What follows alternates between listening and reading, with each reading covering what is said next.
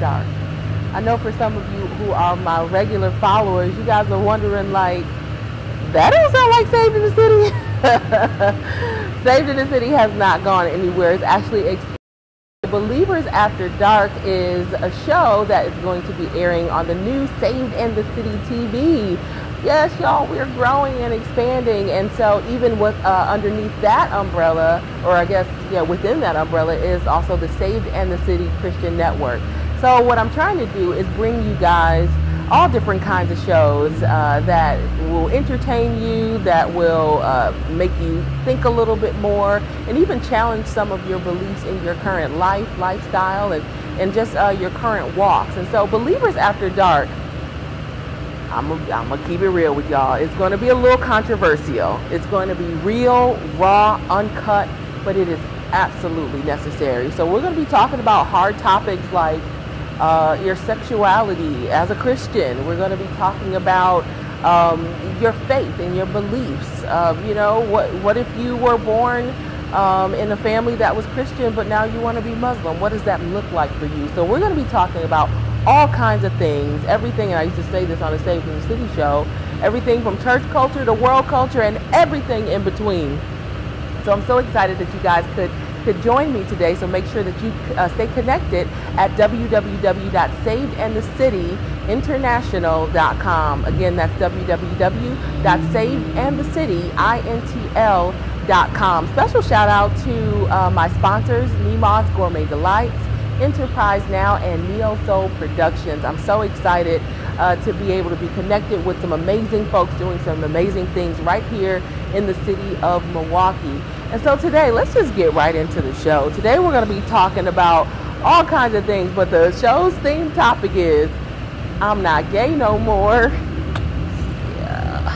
For some people that might be a little bit offensive, but it's a real situation and a real deal. It's actually a quote from Andrew Caldwell. So if you're familiar with him, if not, you guys can definitely Google him, and you'll get quite a few videos that will explain exactly who the young man is. But just briefly, he is a young man that was allegedly, and we'll talk about allegedly a little bit later, delivered from homosexuality. And so while that is his story and that is his testimony, a lot of people are seeing that as a mockery of God, the way that he is delivering it to the public. And so hopefully, you know, by the end of the show, you'll have another perspective. So I'm so excited about the guests that I have on today's show. We have a special segment called Allegedly, which I'm so excited to introduce to you guys.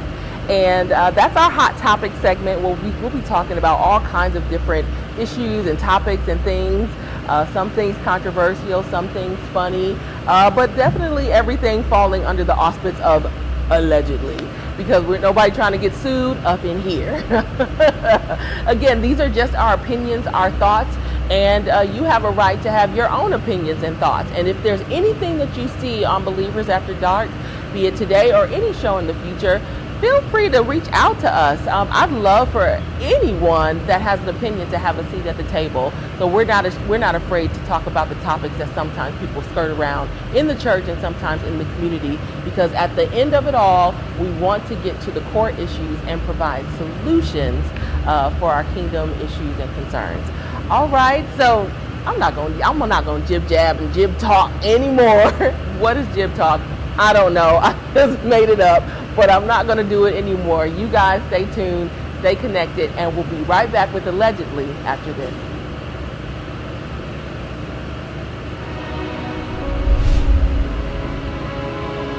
Hi, my name is Melva Henderson, and since 2006, I've hosted a gathering called Women in Worship, where we've brought women, almost 1,000 women together for the purpose of empowering their lives. But as we've continued to host Women in Worship, there's something that I began to realize, is that there is a gulf that exists between women who serve in the ministry and women who serve in the marketplace. And my desire is to bridge that gap, to see women, it doesn't matter whether they're in the ministry or whether they're in the marketplace, we want to see these women come together. So this year, Women in Worship is called Collage.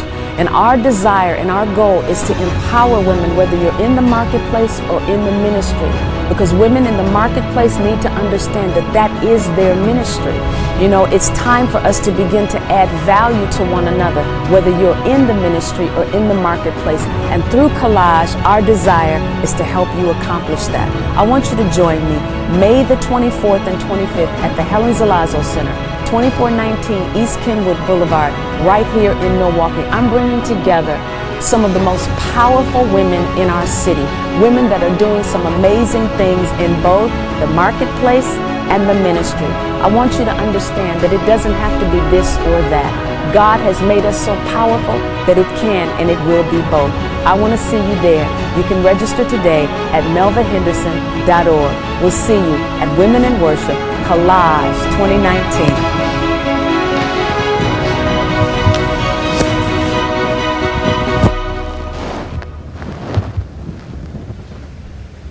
What's up, you guys? We are back with Believers After Dark. Oh my God, this is a new show and I'm so excited to have some old friends with me as I'm moving into new ground, and it's so exciting to explore, like I said, with folks that kind of know you, so we can have a little bit of fun. And so this segment, as I kind of explained a little bit in the monologue, is called Allegedly.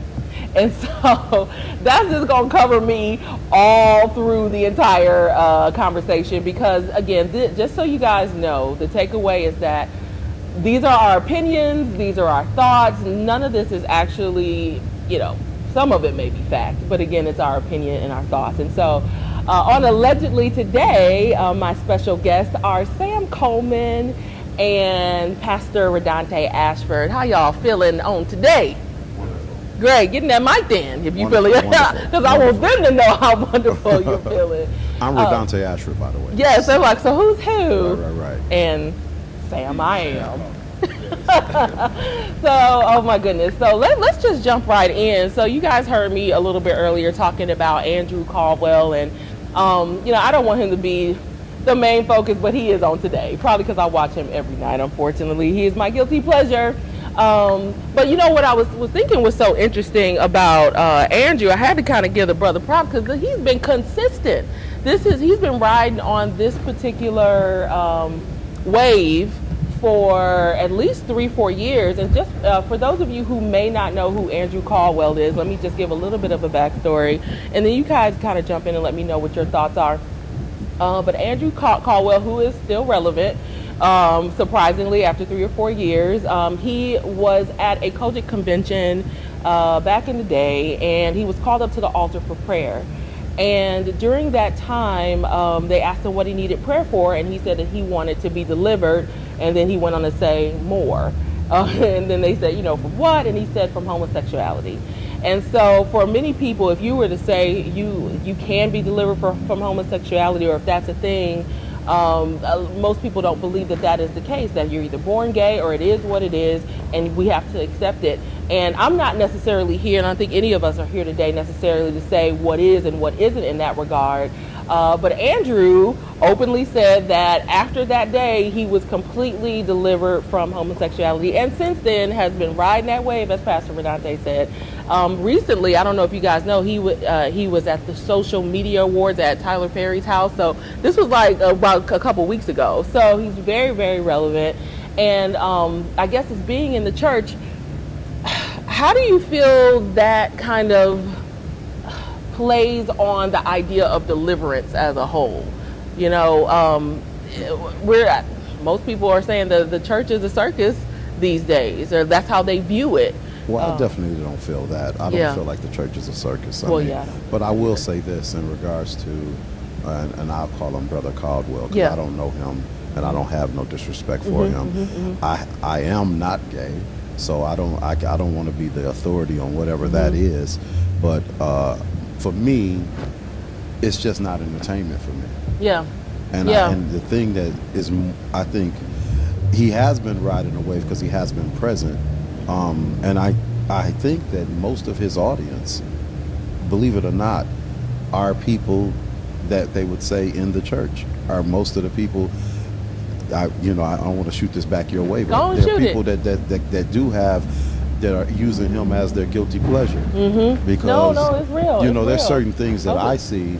I don't understand it. I don't understand how, that there's no strike against someone's Christianity or their walk in Christ, but there's certain things that I just say, well, I don't understand how that's funny, right? Like I don't get it. I don't get the joke. It's kind of like you wouldn't see. There's certain things that Muslims in the Muslim faith, if there was a caricature of the Prophet Muhammad or something like that, they take that stuff kind of serious, right? The same thing with like Jewish people in their faith. I just don't understand why Christians find certain things funny. And to me, so it's truly not, I don't follow the brother. The only time I see him is when another Christian is posting his material. I've never seen any other people that I know in the streets or in the world. I never see them posting him. They don't even know who he is, right? So it's like the only time that he comes across my radar is when somebody within the confines of the church are actually posting him. And I think that he is the prerequisite, I would say, to this new wave of this Christian type comedian that are making their making their bones at, how much can we laugh at the things within the confines of church, and he's kind of like the prerequisite of that, because from him, from since his moment, now you have all of these guys that are wearing the wigs and that are, I don't know all their names, but I know, not Carlton Banks, right? Not Carlton Banks. There's a few of them, So I kind of think that he's kind of like the charter moment of all of these, of this new wave. I'm not with it because it's not comedy to me. I don't get it. It's not funny. It's like I'm not trying to be fake deep or anything like that. I just really like the things that I've looked at. I've just said that's not really funny to me, right? Like I don't get it. Like, so I don't find humor in seeing a man with a wig on. My wife will tell you I'm not that I'm homophobic, as they would say, or anything like that, but I just don't find the humor in it. I don't want to, I'm not really into Medea, none of that stuff. So that's just me. But there are obviously a lot of Christians that are into this phenomenon. I don't want to see, the things that I've seen were so a turn off to me, and this is no strike against him as a human being. That's why I addressed him as Brother Caldwell, because I don't know him. But the fake speaking in tongues and all of that stuff, like that's troubling to me, right? Like, so I just don't find the humor in it. Yeah, no, I think that's so good though, Pastor Radonte. I'm glad you went there, because so a couple things I want to say about that. Okay, so with Andrew, I think he's not trying to be funny. And I think that's the part that makes some people laugh, is because in his attempt to be he really believes that we are his church. Like, he really believes that, like, he will grab the Bible and be preaching like this is, like, it's not a joke. Somebody like a Shirlene or not Carlton Banks or Kev on Stage, they're genuinely trying to be funny, which is something different. But when you said that, it really did bring something to light, that there is a new phenomenon. I don't think that they came out of the Andrew Caldwell movement.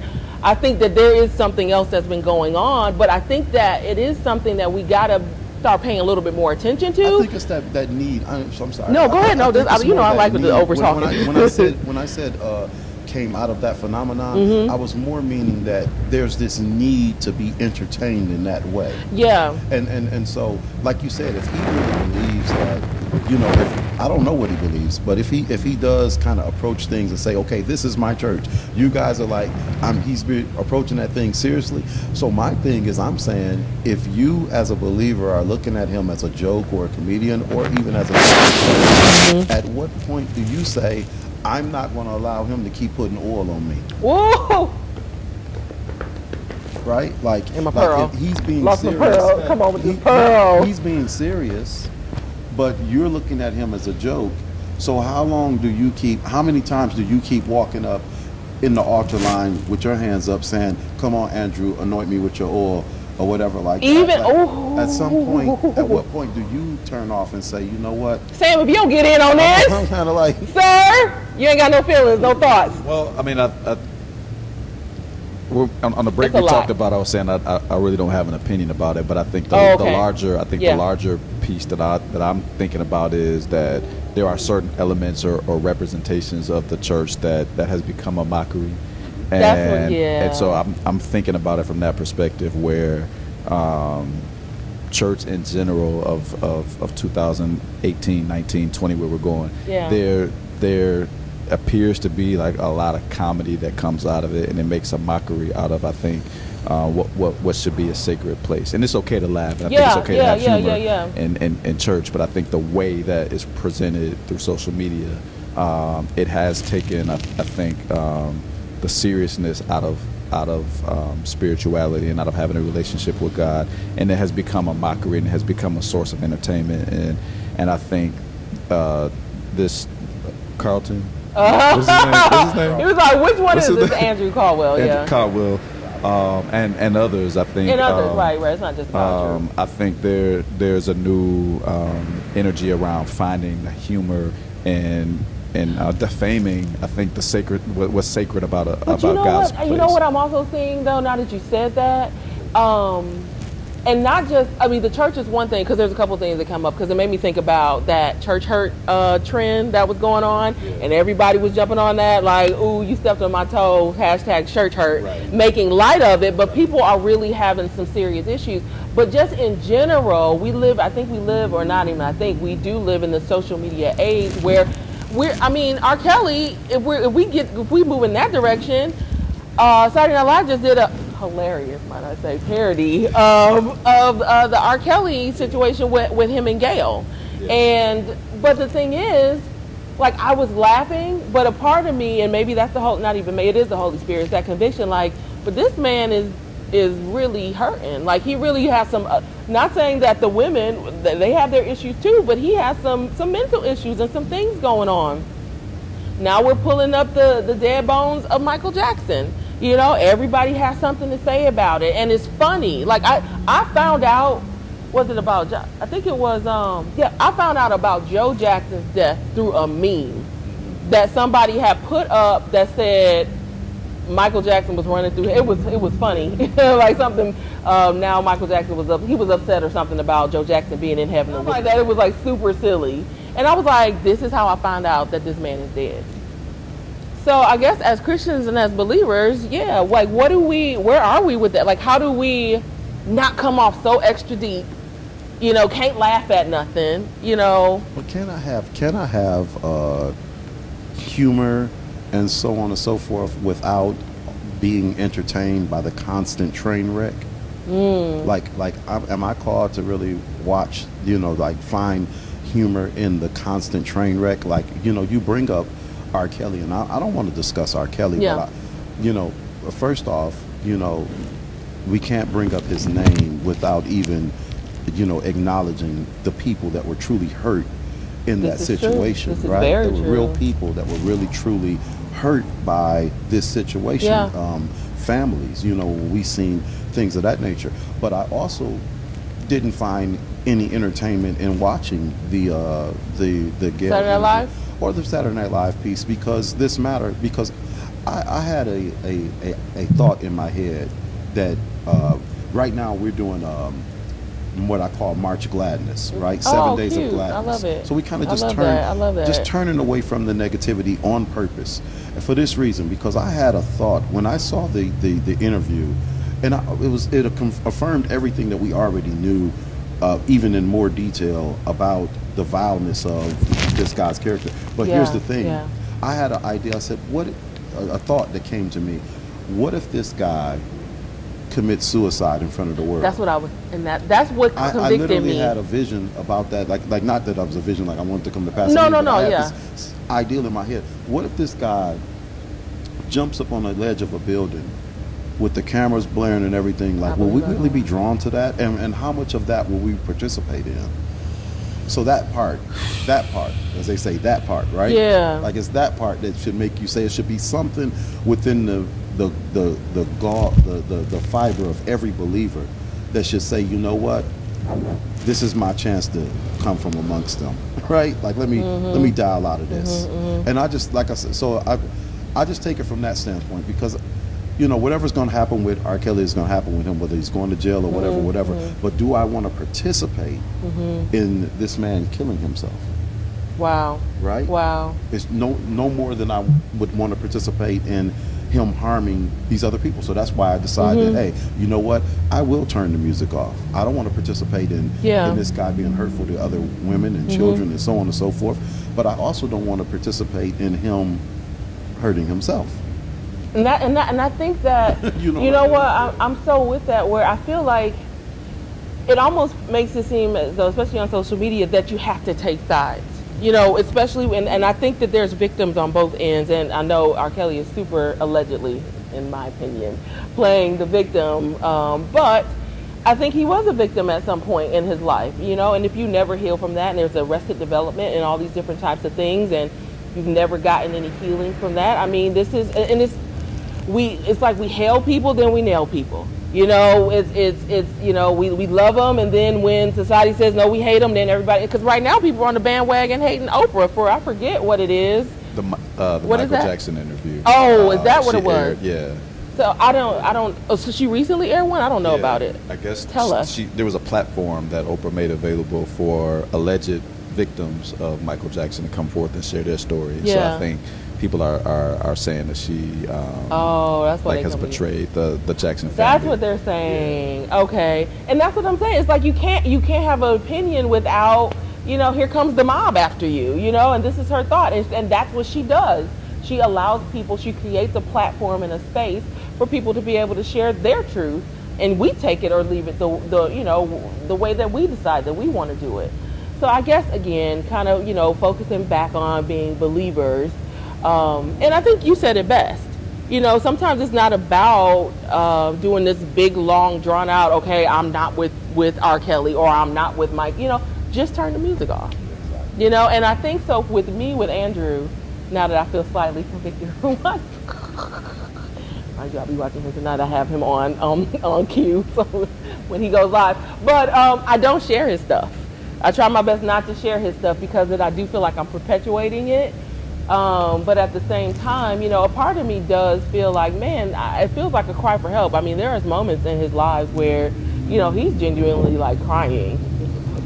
I want to just ask you, just because you are one I like a conversation. You are one that you know, say, hey, I have found a little bit of guilty pleasure in this thing. Yes, I do just on the comical side of it, on those sides of it. Yes, really. Yeah. So how I ask you, after watching that stuff, when it's time for you to get in your prayer closet, do you at all feel a pull there? Because I do believe that what you intake does affect you when it's time for you to get on your face. Yeah. You know what I'm saying? Or get in a place of worship and do the things that you're supposed to do as an actual believer. Those things that you've allowed in your ear gates and your eye gates and so on and so forth, they do affect you. So you do kind of have to filter through it. If you ain't got no filtering system, if that's the case, then let's all just go to the strip club. Right? Is it that extreme? Right? Should I watch Andrew Caldwell? Right, but it is or that go extreme. to the strip club? It is that extreme. Okay. What about somebody that says, you know what, that's my level of entertainment, right? It's like, where does it stop? At some point, you have to say to yourself, as a believer, that's not going to be my flip choice, though. Like, I don't have like any desire to go to the. Me neither. But for some brother, it is. Or watch Andrew Caldwell. Of course, he's going to the strip club. Exactly. So that's my point. My point is, at what point do you say, you know what? Because as a believer, I believe that we're supposed to at least have be moderate in regards to our level of I don't want to say worldly intake, like we've got to be so deep, but we do have to filter some of the things that we watch, some of the things that we listen to.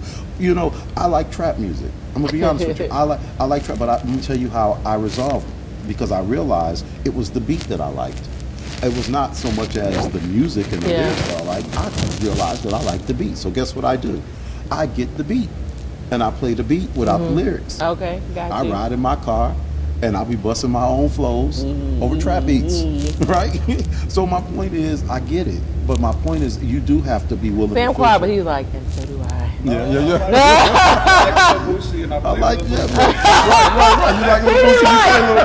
Lyrics and all. Yeah. And there's nothing wrong with that, but I'm saying, but there are some things that I know that you do filter. Yeah, that's what I'm trying to say. Sometimes, and so, but no, I feel you though.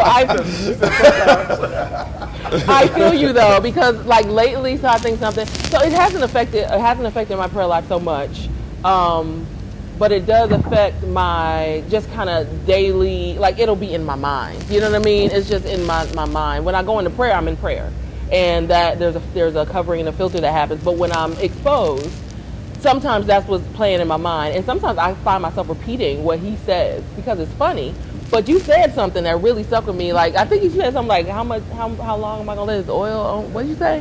Keep letting him lay hands on. Oh, because I think we don't think about that. Because he really do be like trying to, and he be in tongues. I'm like, ooh, them tongues is not right. That's what it was done for me. I was like, he really, but for him, it's not fake tongues. Oh my God. Okay, so guys, we got 1 minute left. Give some party thoughts. You got to give it on Andrew. I'll be quick. I know we talked a little bit on the break around toxic masculinity. Oh, thank you for going there. And yes, the brother with the ball gown. And I think that what I wanted to say, Billy Porter. What I wanted to say is that the purpose was to start the conversation around what toxic masculinity means and how it shows up in spaces. And when we have time again, I do want to bring that up and address that, because the purpose of that was to talk about this this new masculine energy to prove your manhood by being extra aggressive and being abusive and being to mistreat women. And we've seen like these videos on social media with these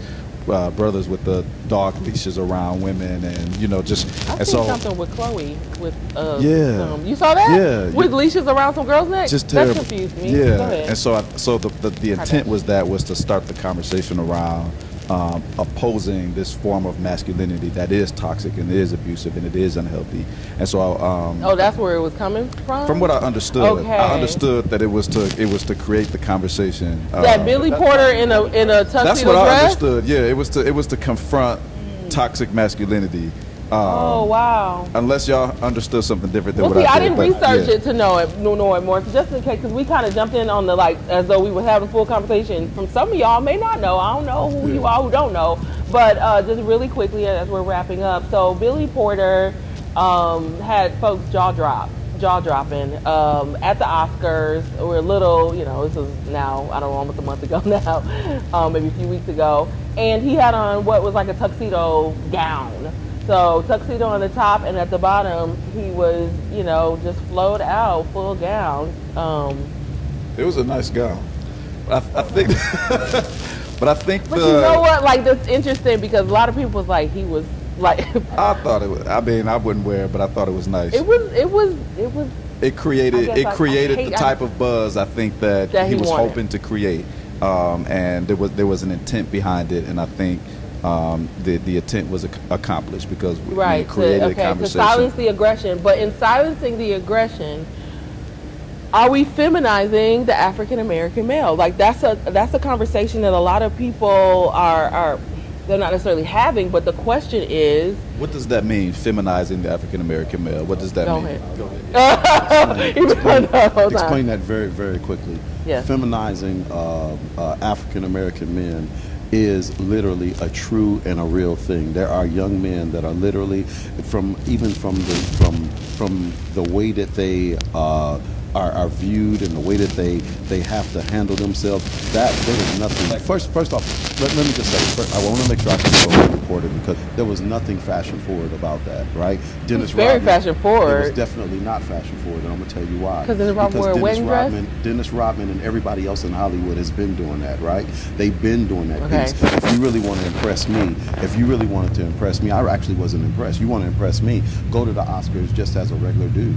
I don't think it was about fashion. I didn't. All right. I thought it was they said it was a statement about a social issue that was happening. Well, yeah, it was my impression that it was a statement made against a social issue. I didn't understand that it was a fashionable thing. That it was about how do I use this platform to make a statement about a social issue? I think that it was interpreted a couple different ways, because it was actually worded. I don't know the guy's name because I don't investigate them enough to know. But no, there's another guy that he was allegedly paying homage to or being in honor of. And there was another guy, I don't know this guy's name, but they showed a picture of this person that he was actually modeling this particular. So I don't know if it was actually a statement toward toxic masculinity or anything like that, which I do believe is a real thing. I do believe that over aggression and things of that nature are a real thing, right? But on the flip side of that, going above and beyond to cause to force men into spaces of being almost neutered, where a man cannot just, what they say, just be a man. Right? It's okay for men to be men, as long as if you're being respectful and things of that nature, you shouldn't have to feel uncomfortable. What about what's the lady's name, Charlize Theron or whatever, who has Charlize Theron, the actress, who has an African American son who she dresses as I know who you're talking about. She has two African American sons who she adopted, literally from Africa, who she dresses as women. They're like 4 and 5 years old. She dresses them in tutus with blonde hair and things of that nature. That is feminizing young black men. That is the feminization of young black men. So if you just want to know exactly what it is, there is an agenda to feminize young black men. Allegedly. There is an agenda, allegedly, to feminize young black men. So I believe that, yes, I believe in the rights of all people. I don't want to sound like a hater in no kind of way. I will fight for the rights of all people. I do believe in gender equality, all of those kind of things. But on the same token, there is a allegedly overarching marketing and promoting, all right? And the difference with young black men that's different than all of our counterparts. If you notice, when young black men, when they listen to rap songs, they can't just listen to the rap song. They got to be the character. They got to be Lil Wayne. They got to be exactly like Lil Wayne. So if Lil Wayne put the tattoo on his face, they got to put the tattoo on their face. Their counterparts can listen to that music, enjoy it, take that stuff off, and go back to work. All right? So you're talking about a very impressionable group, a very impressionable group that has been impressionable from the days of the crack era to the gang era and many other things. Right now, we are under a whole nother era, and I'll leave it like that. Woo! Sam, give us some final thoughts and how people can stay in contact with you.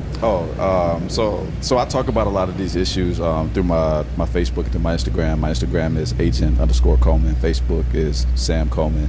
And I appreciate just being able to have these dialogues, especially across faiths and political views and levels of education and just perspectives in general. And so I try to create a space through some of my platforms in my home and through social media to be able to allow people to have these conversations. And so I appreciate the comments today. I appreciate just being able to just be a voice in here. I love it. I love it. Thanks for being on, Sam. And Pastor Radonte? Yep, Radonte Ashford. I'm on Facebook, Instagram, just Radonte Ashford, RADONTAE, Ashford, ASHFORD. And thank you, Brother Coleman, who happens to be good brother. And it just shows that we don't, even if we don't, and thank you, Iberia, for having us on. Yeah. And we don't have to always agree on every single thing, and we can still walk hand in hand. Absolutely. We can still flow hand in hand. We don't have to agree on everything, but it's a conversation that definitely needs to continue both ways. One thing I love about you too, Pastor, is that you're tangible. You're a tangible pastor, and a lot of times we don't always see that, and we have these conversations among our peers, but not with pastors, and so for people who want to be connected to your church. The Infinite Church, we're located at 3940 North 21st Street. You can also check out theinfinitechurch.com. The website is launching, I believe, in about 2 weeks now, and I'm excited about it. But yeah, you can reach us that way as well. Love it. Well, I need you guys to stay tuned because you do not want to miss what's up next. I'm going to be talking to a formerly gay couple, Demond and Kiesha Brister, who are going to tell their testimony about how they were living a certain lifestyle and they've since chosen another way. So you guys stay tuned, and we'll be right back after this.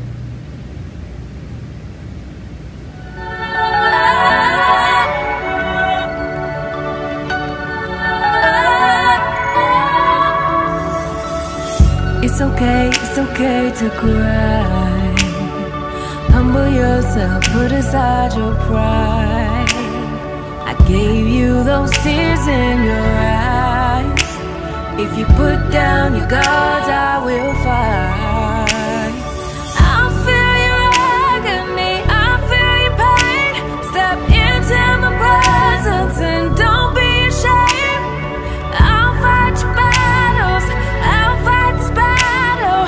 Tell me all about it, don't whisper, just shout it. I know what's inside, I know all your deepest fears and worries. So don't you fret, no, just take up your bed, lay down your burdens, lay down your burdens. Bring your addictions, bring all your convictions. Lay down your burdens.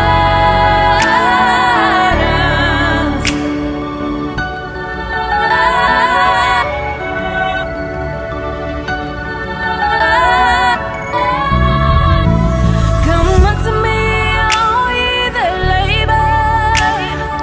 I'll give you rest, grace, and favor. If you need a friend, just take my hand. I'll stay till the end, my doors are always open. When you feel alone, I'm right with you. When you're in